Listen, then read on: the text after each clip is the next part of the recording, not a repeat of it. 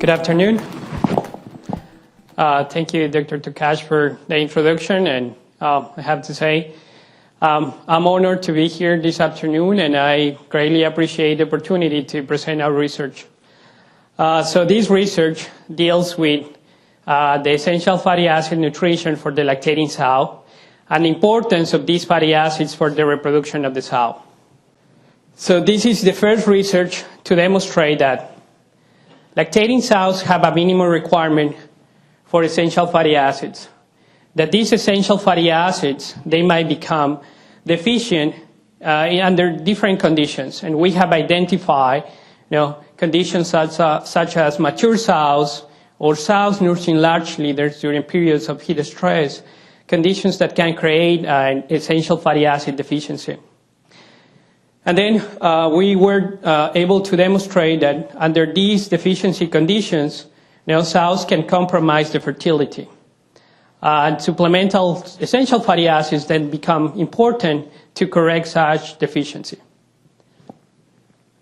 In this slide here, I put together this slide just to stress, to highlight the high potential for milk production that the lactating sow has. The more lactating sow is a high producing, a high prolific sow, and relative to her body weight basis, she is able to produce similar amounts of milk than a high producing cow. Okay, some people might argue the lactating sow, high producing sow, might produce more amounts of nutrients relative to her body weight basis, but if we assume those two animals produce about the same amount of milk, and considering the differences in the nutrient profile on those milks, the lactating sow, she secretes 40% more protein, lactose, 30% more fat, and 25% more protein in the milk. So this just highlights the high capacity to secrete nutrients from that lactating sow. So we have to be able to provide those nutrients to the sow so that we do not compromise the long-term productivity of the animal.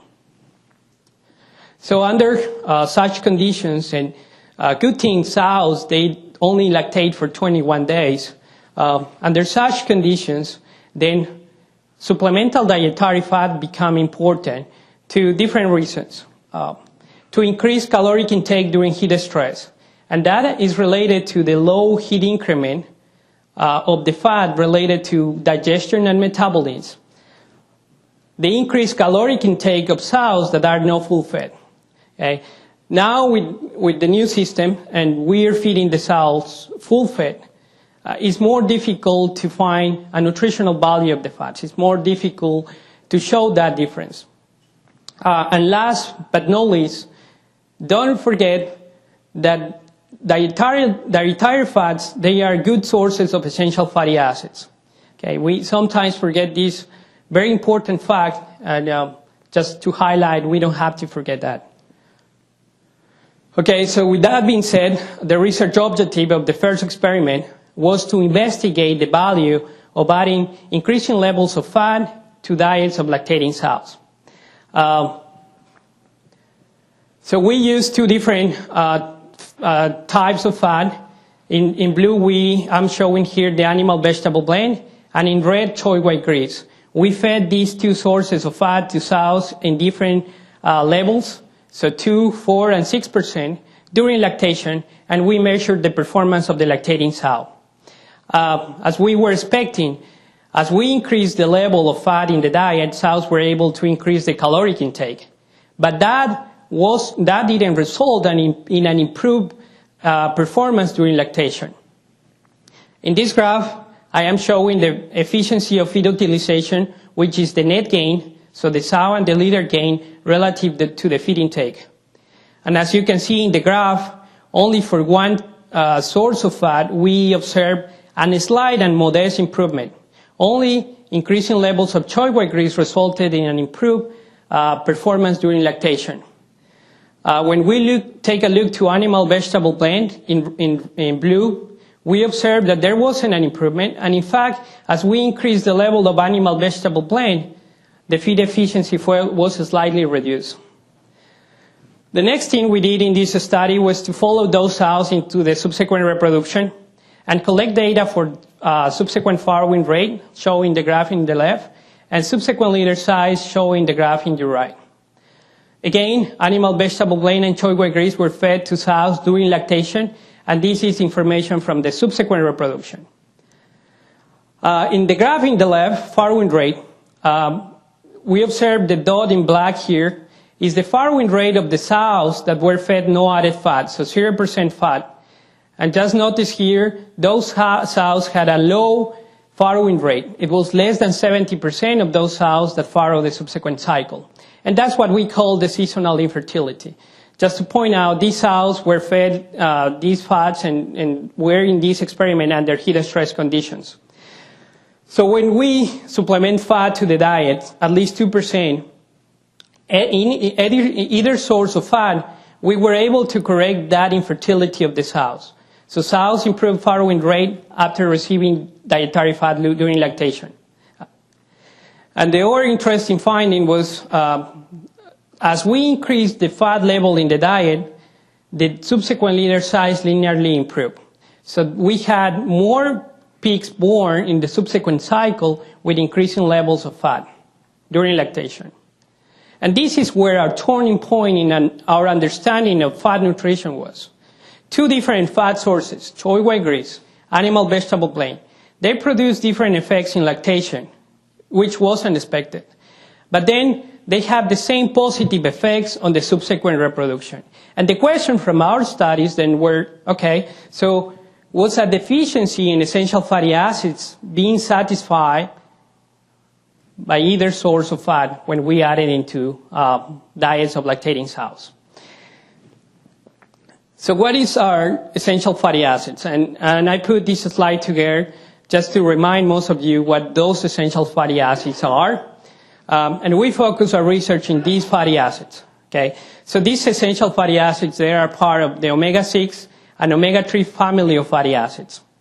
What we call the parent essential fatty acids are the 18-carbon fatty acids, linoleic from the omega-6 family of fatty acids, and alpha-linolenic from the omega-3 family of fatty acids. Remember that from these parent essential fatty acids and through desaturases and elongases enzymes, other longer-chain fatty acids are produced. And we are more familiar with these longer-chain fatty acids such as arachidonic acid, eicosapentaeonic acid or EPA, or docosahexaeonic acid or DHA. But remember that they are elongated from the parent essential fatty acids. So linoleic and alpha-linolenic acid were the fatty acids we base our research on. Okay, so I mentioned, and important, very important top item that I want to point out is that these are essential fatty acids. And these are essential because the animals, they cannot synthesize these fatty acids into the body. So they have to be provided into the diet. That's what they are essential.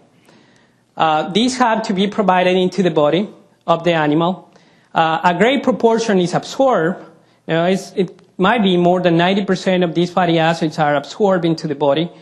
A portion is going to be incorporated either in cell membranes or adipose tissues. Another portion is going to be metabolized. So oxidation is going to occur to produce energy from the fatty acids. And some fatty acids are going to be elongated, as I just mentioned, to longer-chain fatty acids.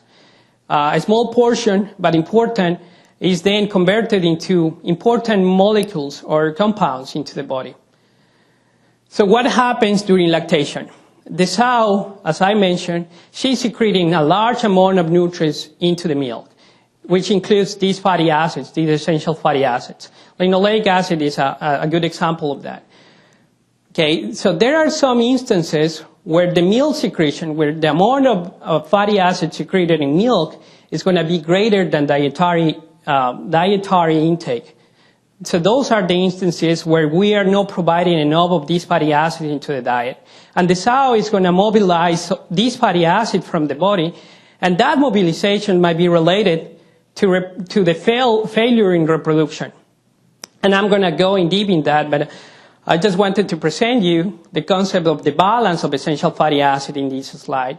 So the balance that we set up here is the relationship between dietary intake of the fatty acid and how much of those fatty acids are secreted into the milk. Okay? We said there is a negative balance of the fatty acids when secretion is greater than intake. So to study more about the balance of the essential fatty acids, we conducted our second experiment using 50 sows. The sows were loaded into a 2x2 factorial arrangement, a controlled diet, and the factors were linoleic and alpha-linolenic acid. So we use a low level of each of the fatty acids and a high level of each of the fatty acids. Very important in our design is that we design our experimental treatments to be isocaloric.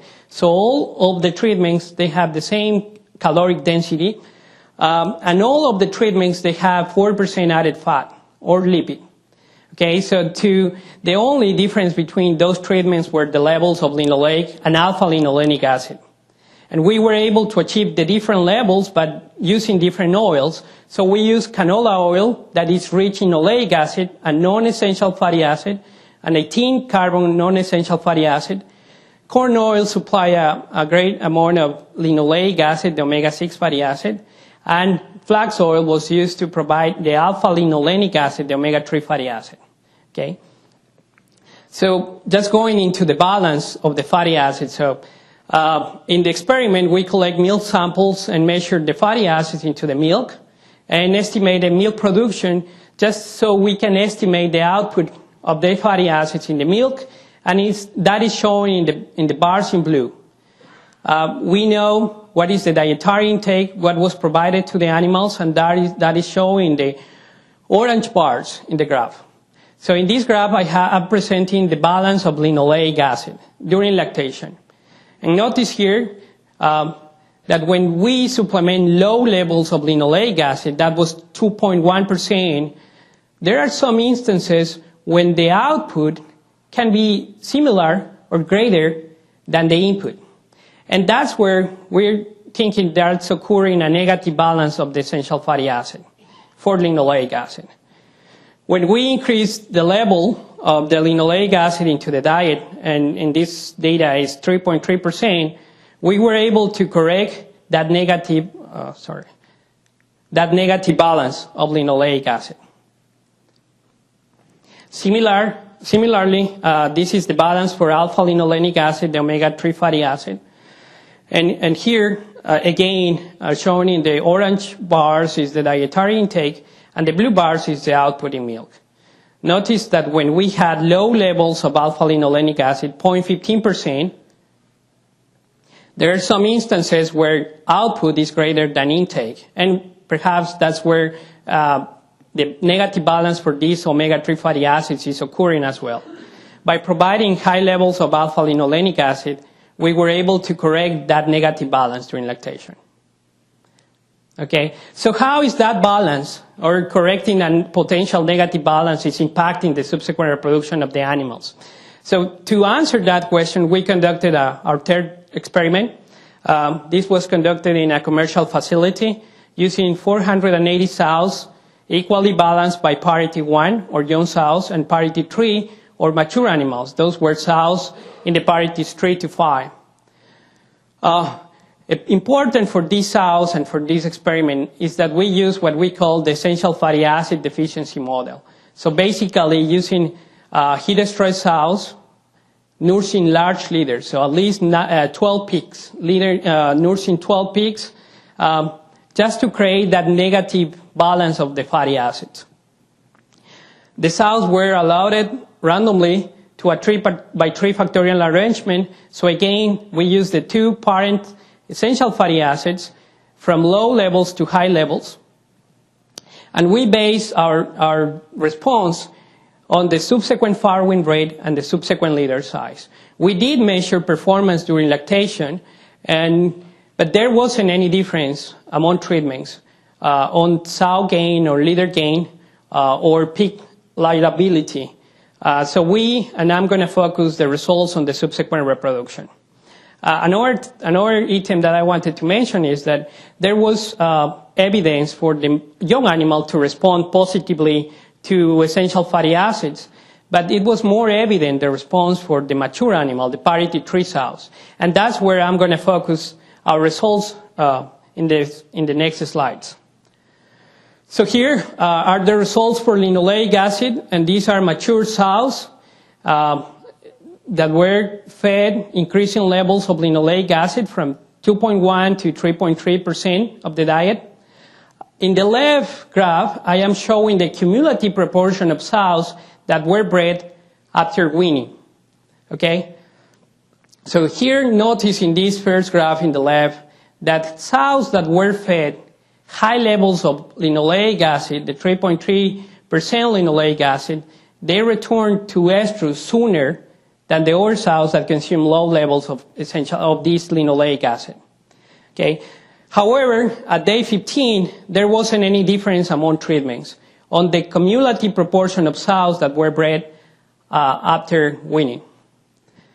But in the graph in the right, this is the most interesting finding about research. Here I'm presenting the cumulative proportion of pregnant sows after the sows conceive. Okay, we start with all the sows that conceive, and then we follow those sows through pregnancy and measure how well the sows maintain pregnancy during gestation. Here, sows that were fed the very low level of linoleic acid in the triangles, they weren't able to maintain pregnancy at the same rate that sows that were fed optimal or adequate levels of linoleic acid were. Okay, so if the linoleic acid was low in the diet during lactation, those sows weren't able to maintain pregnancy in the subsequent reproduction. And that was very interesting. In the next slide, I have the results for alpha-linolenic acid, similarly presented. In the left graph, I'm presenting the cumulative proportion of sows that were bred after weaning. Here, the sows that were fed the very low level of alpha-linolenic acid, it took more time for those sows to return to estrus, and at day 15, less of those sows were bred after weaning. So there was a significant difference in the level of alpha-linolenic acid.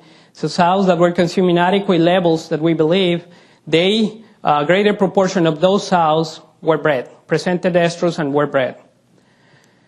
In the graph in the right is the cumulative proportion of pregnant sows. And again, here, only the sows that were fed the very highest level of alpha-linolenic acid, 0.45%, they were able to maintain pregnancy in a great proportion. So more than 95% of those sows that were bred and conceived maintained pregnancy when they were fed the very highest level of alpha-linolenic acid during the previous lactation.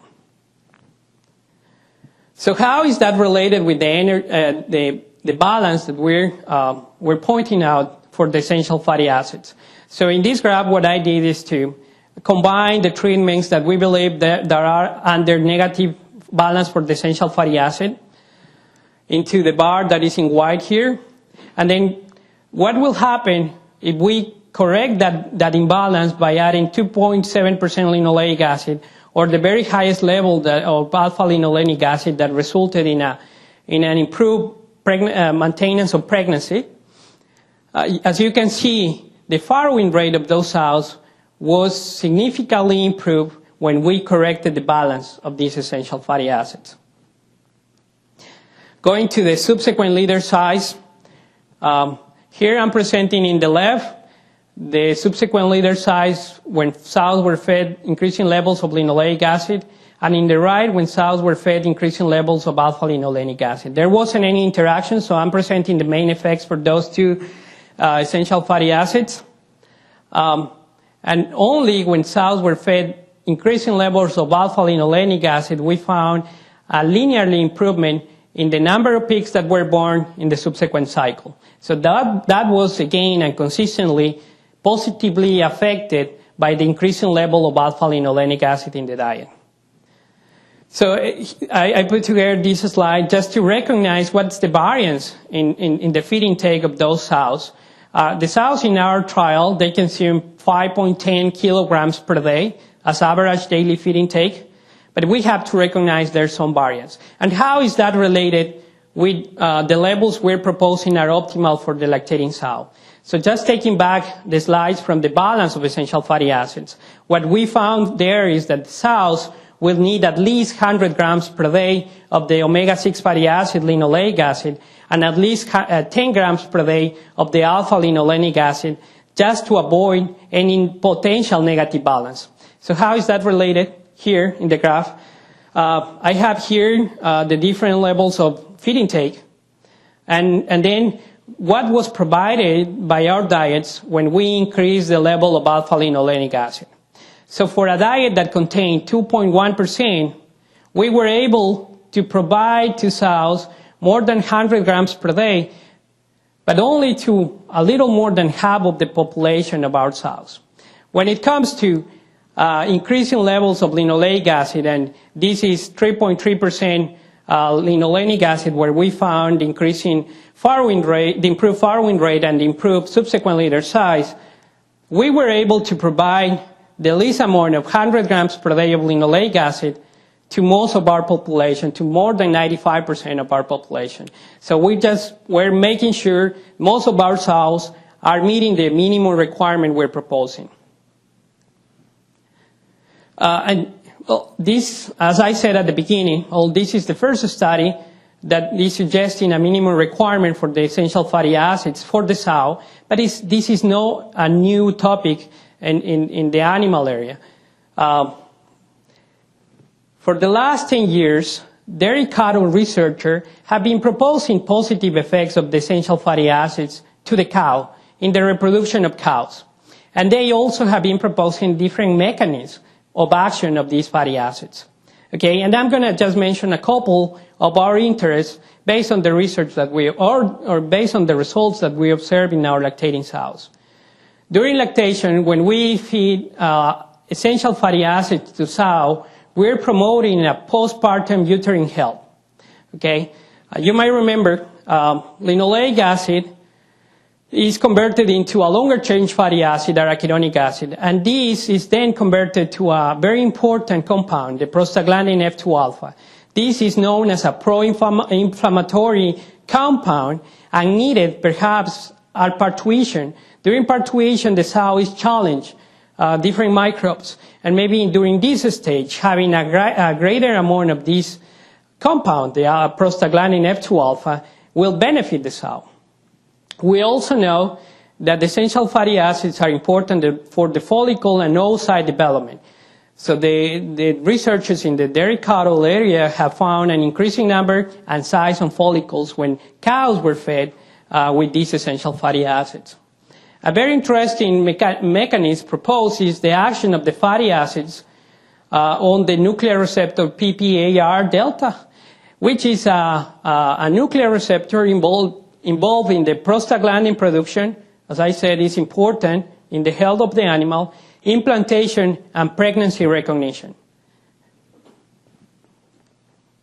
So what I'd like you to take home from this research is we first were able to point out that if a potential deficiency of essential fatty acids during lactation, maybe having this negative balance when the secretion is greater than the input in the animal, and just to make sure that we are meeting the minimum requirement of these animals and recognizing that these fatty acids are secreted in great amounts into the milk, and that has to be compensated by diet.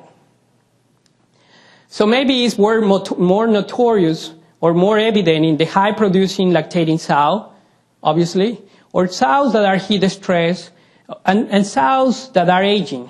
So perhaps with more parities, the sow secretes more of these fatty acids and then deplete a pool that she might have. So more of these problems maybe can see more with the mature animal. When this deficiency occurs, then supplemental essential fatty acid, we demonstrated that improved sow fertility. And two important items here are the improved maintenance of pregnancy we observed that more than 95% of those sows that conceive maintain pregnancy if they receive adequate levels of these fatty acids.